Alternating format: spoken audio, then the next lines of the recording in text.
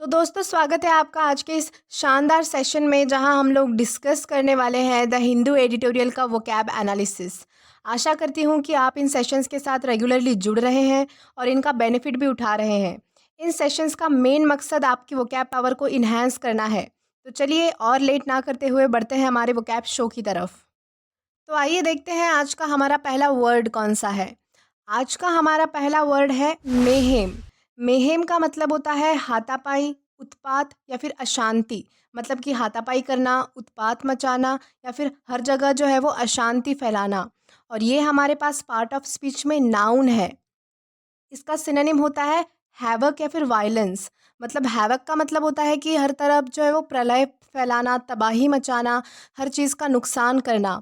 और वायलेंस का मतलब होता है हिंसा, यानी कि अशांति फैलाना हर तरफ। और इसका एंटोनिम होता है काम या फिर पीस, मतलब कि शांति बनाए रखना, शांति वाली व्यवस्था बनाए रखना। आइए एग्जाम्पल की मदद से हम इसे समझेंगे। एग्जाम्पल इसका है the terrorist want to create mayhem in our country. मतलब जो टेररिस्ट है, आतंकवादी, जो हमारे दुश्मन है, वो हमारी कंट्री में जो है एक मेहम वाली स्थिति, यानी कि हर तरफ जो है वो तबाही, डिस्ट्रक्शन, मतलब हर चीज़ के नुकसान और अशांति फैलाना चाहते हैं। इस कंटेक्स्ट में हम मेहेम का यूज़ करेंगे। आई होप आपको समझ आया होगा। इसी के साथ हम बढ़ेंगे हमारे नेक्स्ट वर्ड की तरफ। देन हमारा नेक्स्ट वर्ड है थ्रॉटल। थ्रॉटल का मतलब होता है किसी का गला घोटना, किसी की सांस रुकना या फिर कुचलना। और ये हमारे पास पार्ट ऑफ स्पीच में वर्ब है, यानी कि एक क्रिया है। इसका सिनोनिम होता है चोक या फिर स्ट्रैंगल, मतलब किसी को दबाना या फिर उसे मारने की कोशिश करना। और एंटोनिम इसका होता है रिलीज या फिर लेट गो, मतलब कि किसी को छोड़ देना या फिर उसको कुछ जाने देना। आइए एग्जाम्पल की मदद से हम इसे समझेंगे। एग्जाम्पल इसका है the attacker tried to throttle her with wire. मतलब जो अटैकर है, जो अटैक करने वाला है, उसने उसका गला जो है वो वायर से घोटने की कोशिश की, उसे वायर से जो है वो उसका गला घोटकर मारने की कोशिश की। इस कॉन्टेक्स्ट में जो है हम वो थ्रॉटल का यूज़ करते हैं। देन हमारा नेक्स्ट वर्ड है जेपरडाइज। जेपरडाइज का मतलब होता है किसी को खतरे में डालना। और ये हमारे पास पार्ट ऑफ स्पीच में वर्ब है, यानी कि एक क्रिया है। इसका रूट वर्ड जो होता है वो होता है जेपर्डी। जेपर्डी का मतलब होता है खतरा। और ये जो वर्ड है वो पार्ट ऑफ स्पीच में नाउन है। तो अब हम सिनोनिम एंटोनिम देखेंगे। इसका सिनोनिम होता है थ्रिएटन या फिर इंडेंजर, मतलब किसी के साथ जो है वो दहशत फैलाना या फिर किसी को खतरा होना। और एंटोनिम इसका होता है सेफ गार्ड, मतलब कि सुरक्षित होना। एग्जाम्पल की मदद से समझते हैं। एग्जाम्पल इसका है she jeopardized her future by failing the exam. मतलब उसने जो है अपना फ्यूचर खतरे में डाल लिया है। किस वजह से? क्योंकि वो एग्ज़ाम में फ़ेल हो गई। एग्ज़ाम में फ़ेल होने की वजह से उसका जो फ्यूचर है वो खतरे में आ चुका है। इस कॉन्टेक्स्ट में हम जो है वो जेपरडाइज का यूज़ करेंगे। देन हमारा नेक्स्ट वर्ड है निगोशिएट। निगोशिएट का मतलब होता है मोल भाव करना, कोई चीज़ बातचीत करने के बाद लेना। जैसे आप कभी मार्केट जाते हो तो वहाँ पे अगर आपको दुकानदार 100 रुपये की चीज़ देता है तो आप बोलते हो कि नहीं 80 में लगा दो या फिर 70 में लगा दो। इतना आप पे करने के लिए उसे तैयार होते हो। तो जब आप दोनों बात करते हो, बातचीत करते हो और एक फ़िक्स रेट पे पहुँचते हो, मतलब कि बार्गेनिंग जब आप करते हो, उसे हम निगोशिएट कहेंगे। और ये हमारे पास पार्ट ऑफ स्पीच में वर्ब है, यानी कि एक क्रिया है। इसका सिनोनिम होता है कंसल्ट या फिर डिबेट, मतलब कि बातचीत करना या फिर बातचीत के सहारे जो है वो अपनी बात मनवाना। और इसका एंटोनिम होता है कि डिसएग्रीमेंट। डिसएग्रीमेंट मतलब कि दोनों का भी अप्रूवल ना होना, वो बात जो है वो टल जाना, उसे हम डिसएग्रीमेंट कहेंगे। एग्जाम्पल इसका देखेंगे हम। एग्जाम्पल इसका है she has good negotiating skills. मतलब उसके पास जो है वो मोल भाव करने की, बार्गेनिंग करने की जो है वो बहुत ही अच्छी खासी स्किल उसके पास है। तो इस कॉन्टेक्स्ट में हम निगोशिएट का यूज़ करेंगे। तो इसी के साथ हम हमारे नेक्स्ट वर्ड की तरफ जाते हैं। हमारा वर्ड है मर्चेंडाइज। मर्चेंडाइज का मतलब होता है माल या फिर माल का व्यापार करना। जैसे इंपोर्ट और एक्सपोर्ट होता है किसी चीज़ का आदान प्रदान, तो उस कंटेक्स्ट में हम जो है वो मर्चेंडाइज को यूज़ करते हैं। और ये हमारे पास पार्ट ऑफ स्पीच में नाउन है। इसका सिनोनिम होता है सेल या फिर कॉमोडिटी। कॉमोडिटी का मतलब होता है माल या फिर कोई वस्तु, ठीक है। और सेल मतलब होता है बेचना। तो ये दोनों भी चीज़ें इसकी जो है वो सिनोनिम हो सकते हैं। और एंटोनिम इसका होता है बाय या फिर परचेज, मतलब कि कोई चीज़ जो है वो खरीदना। एग्जाम्पल हम देखते हैं इसका। एग्जाम्पल इसका है my company sell quality merchandise. मतलब कि मेरी जो कंपनी है वो ऐसी वैसी चीज़ें नहीं बेचती है, बहुत ही क्वालिटी वाली, जिसमें कोई बात हो, ऐसा माल जो है मेरी कंपनी सेल करती है। इस कॉन्टेक्स्ट में हम जो है वो मर्चेंडाइज का यूज़ करेंगे। आई होप आपको समझा होगा। इसी के साथ हम हमारे नेक्स्ट वर्ड की तरफ जाते हैं। देन हमारा वर्ड है फिलिप। फिलिप का मतलब होता है किसी का प्रोत्साहन बढ़ाना, किसी में उत्साह बढ़ाना। ओके, और ये हमारा पार्ट ऑफ स्पीच में नाउन है और इसका सिनोनिम होता है बूस्ट या फिर इनकरेजमेंट। मतलब कि कोई काम अच्छा करने के लिए जो है वो किसी में कॉन्फिडेंस लाना, उसका कॉन्फिडेंस बूस्ट करना। और एंटोनिम इसका होता है कीप बैक या फिर रिस्ट्रेन। मतलब कि अपने तक ही सीमित रखना या फिर कोई चीज़ पे जो है वो नियंत्रण करना, उसे हम रिस्ट्रेन कहेंगे। ओके, और एग्जाम्पल की मदद से हम इसे समझते हैं।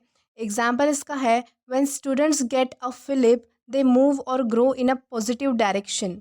ओके, जब मतलब इसका मतलब ये है कि जब स्टूडेंट्स को जो है वो प्रोत्साहन मिलता है, जब उनका उत्साह बढ़ाया जाता है, जब उनको कॉन्फिडेंस या फिर इनकरेज किया जाता है, तब बच्चे जो है वो पॉजिटिव डायरेक्शन में बढ़ते हैं, वो पॉजिटिव काम करने का सोचते हैं।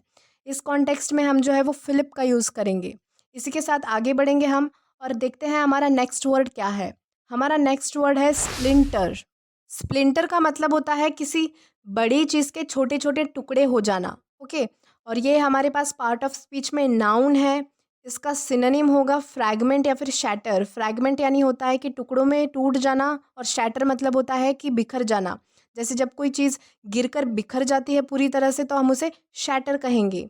और एंटोनिम इसका होता है मेंड या फिर फिक्स। मतलब किसी चीज़ को जो है वो रिपेयर करना या फिर फिक्स करने की कोशिश करना।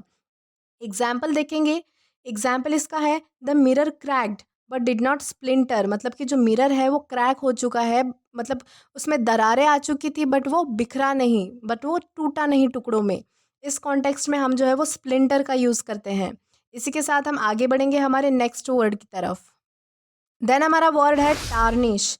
टार्निश का मतलब होता है किसी चीज़ पे दाग आना, कलंकित जब कोई चीज़ हो जाती है उसे हम टार्निश कहेंगे। स्पेशली ये जो टार्निश जो वर्ड है, ये किसी भी चीज़ के हवा या फिर मॉइस्चर के कांटेक्ट में आने के बाद उस पे जब जंग आ जाती है तब उसे जो है वो टार्निश कहा जाता है। तो आपको सिर्फ इतना याद रखना है कि किसी भी चीज़ पे जो है वो जंग आ जाना यानी कि होता है टार्निश। ये हमारे पास पार्ट ऑफ स्पीच में वर्ब है, यानी कि क्रिया है। इसका सिनोनिम होता है स्टेन या फिर डर्टी। स्टेन का मतलब होता है दाग लगना और डर्टी का मतलब होता है ख़राब हो जाना। और एंटोनिम इसका है शाइनी या फिर ग्लॉसी। कोई चीज़ जो है वो बहुत ज़्यादा साफ़ सुथरी होना और चमकती है। अगर कोई चीज़ बहुत ज़्यादा चमक रही है, उसमें एक शाइन है, ग्लॉसीनेस है, तो उसे हम जो है वो शाइन या फिर ग्लॉसी कहेंगे। तो आई होप आपको एंटोनिम समझ आया होगा। देन हम एग्जाम्पल देखेंगे।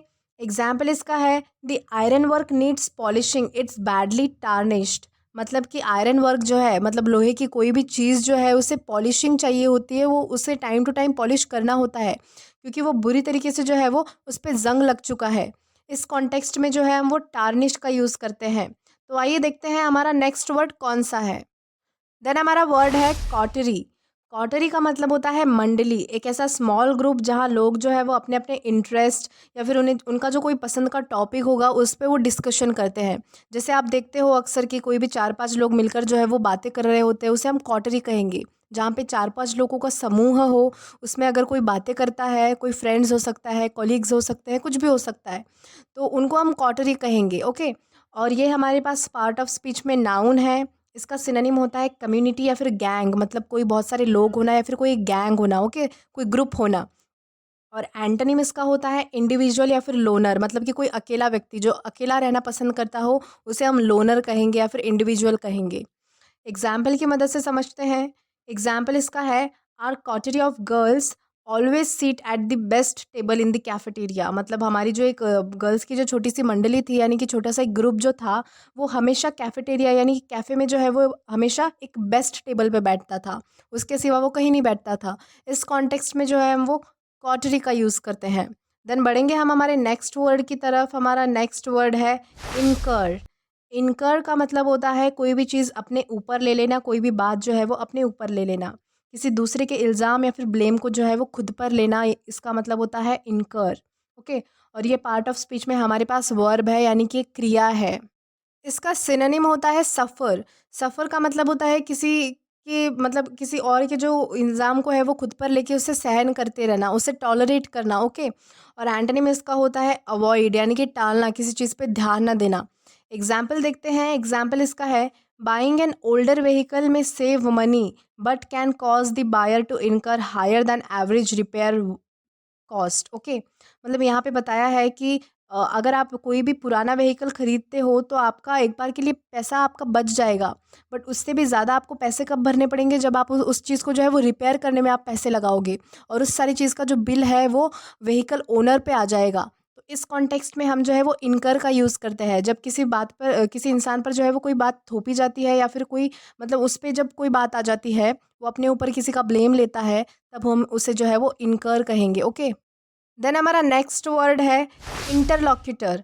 इंटरलॉक्यूटर का मतलब होता है वार्ताकार, जो व्यक्ति किसी भी बातचीत या कॉन्वर्सेशन में हिस्सा ले सकता हो, जो बात करता हो किसी के भी सामने, उसे हम इंटरलॉक्यूटर कहेंगे। और ये हमारे पास पार्ट ऑफ स्पीच में नाउन है। इसका सिनोनिम होता है इंटरोगेटर या फिर इंटरव्यूअर, मतलब कि सवाल पूछने वाला या फिर बातचीत का माध्यम बनने वाला, उसे हम कहेंगे इंटरव्यूअर, जो हमेशा कॉन्वर्सेशन स्टार्ट करता है। ओके, और एंटोनिम इसका बन जाएगा ऑडियंस या फिर लिसनर, जो श्रोता होते हैं, जो सिर्फ देखते हैं या फिर सुनते हैं लोगों की बातों को, उसे हम ऑडियंस या फिर लिसनर कहेंगे। एग्जाम्पल हम इसका देखेंगे। एग्जाम्पल इसका है Sam is very good interlocutor of our group, मतलब कि सैम जो है वो हमारे ग्रुप का बहुत ही अच्छा इंटरलॉक्यूटर है, मतलब कि वार्ताकार है। वो किसी भी कॉन्वर्सेशन में जो है वो हमारे ग्रुप को रिप्रेजेंट करता है बातचीत करके, हमेशा जो है वो बात की पहल वही करता है। इस कॉन्टेक्स्ट में हम इंटरलॉक्यूटर का यूज़ करते हैं। आई होप आपको समझा होगा। इसी के साथ हम आगे बढ़ेंगे हमारे नेक्स्ट वर्ड की तरफ। देन हमारा वर्ड है टर्न आउट। टर्न आउट का मतलब होता है उपस्थित होना, किसी जगह पे मौजूद होना, लोगों द्वारा किसी पर्टिकुलर इवेंट में पार्टिसिपेट करना। स्पेशली ये टर्म जो है वो इलेक्शंस में वोटर्स की संख्या के लिए यूज़ होता है। ओके, और ये हमारे पास पार्ट ऑफ स्पीच में नाउन है। इसका सिनोनिम होता है अटेंडेंस या फिर क्राउड, मतलब कि हाजिर होना या फिर भीड़ होना लोगों की, जिसे हम कह सकते हैं। ओके, और एंटोनिम इसका होता है टर्न इन। टर्न आउट का अपोजिट होता है टर्न इन। टर्न आउट का मतलब होता है उपस्थित होना, और टर्न इन का मतलब होता है लोगों की अटेंडेंस कम होना, यानी कि उपस्थित ना होना। एग्जाम्पल देखते हैं। एग्जाम्पल इसका है voter turnout was high at the last election, मतलब पिछले इलेक्शन में जो है वो वोटर की जो संख्या थी, वोटर्स की जो उपस्थिति थी, उनकी जो मौजूदगी थी वो बहुत ज़्यादा हाई थी, मतलब बहुत ज़्यादा थी, ज़्यादा संख्या में थी। इस कॉन्टेक्स्ट में हम टर्नआउट का यूज़ करेंगे। देन बढ़ेंगे हम हमारे नेक्स्ट वर्ड की तरफ। देन हमारा वर्ड है डैम्पन। डैम्पन का मतलब होता है गीला हो जाना। कोई भी चीज़ जब पूरी तरह से तो गीली नहीं होती, बट जब थोड़ी सी गीली हो जाती है उसे हम डैम्पन कहेंगे। ओके, और ये हमारे पास पार्ट ऑफ स्पीच में वर्ब है, यानी कि एक क्रिया है।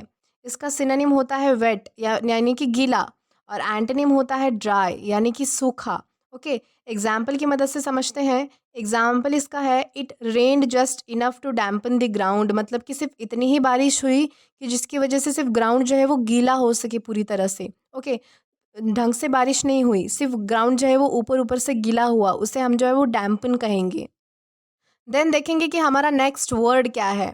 हमारा नेक्स्ट वर्ड है एफ्लुएंट। एफ्लुएंट का मतलब होता है प्रवाह। जब कोई लिक्विड वेस्ट या फिर सीवेज वेस्ट जो होता है, वेस्ट वाटर, वो जब रिवर में छोड़ा जाता है किसी, तो उसे हम एफ्लुएंट कहेंगे। ये हमारे पास पार्ट ऑफ स्पीच में नाउन है, और इसका सिनोनिम होता है ड्रेन वाटर या फिर वेस्ट वाटर, यानी कि गंदा पानी, या फिर जिसमें जो है वो जहरीले पदार्थ हो, या फिर सीवेज वाटर जिसे हम कहते हैं। ओके, वेस्ट वाटर, इस हिसाब से हम इसे ड्रेन वाटर या फिर वेस्ट वाटर कहेंगे।